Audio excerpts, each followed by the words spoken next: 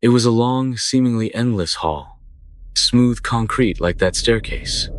But all along the ground, lining either side of the hall, were bodies, almost human, with facial features all too familiar. They turned to look at me with long hair and sunken eyes. They were rotting, melting into the ground and becoming part of the walls around them. Totally unable to move or act, but not dead. If I could have screamed then, I'm sure I would have. But my internal organs were in such disarray that I saved myself from summoning that thing again. I was worried they would scream, but they seemed unable. They didn't seem to care when I stepped on them to get by either. I made my way down to that door and saw it was ajar.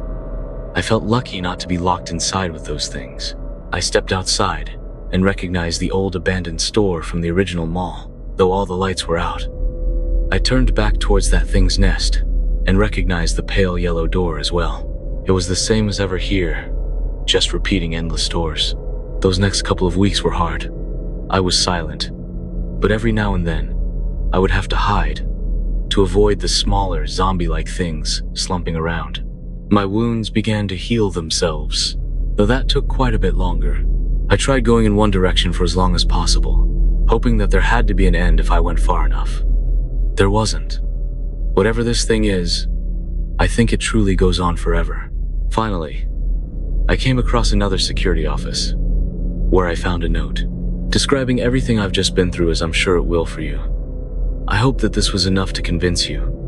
Whatever is happening here, it's not just the mall repeating, it's us too. I put off writing this note for a long time. It must have been multiple decades by now. My body hardly ages, but I still look different in the mirror.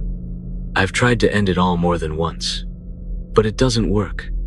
Trust me, it just hurts. The other versions of us I come across are the same. We spend enough time here and go mad enough, and that's what we become. I don't want that, but what can I do? There is no eternal rest for us. I hope that this letter is at least a little bit different from the one I read, or the one you'll probably write. That would mean it's possible to change things.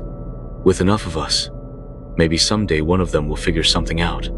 I hope you can change things, that you can avoid the fate I have. But if not, see you there, partner.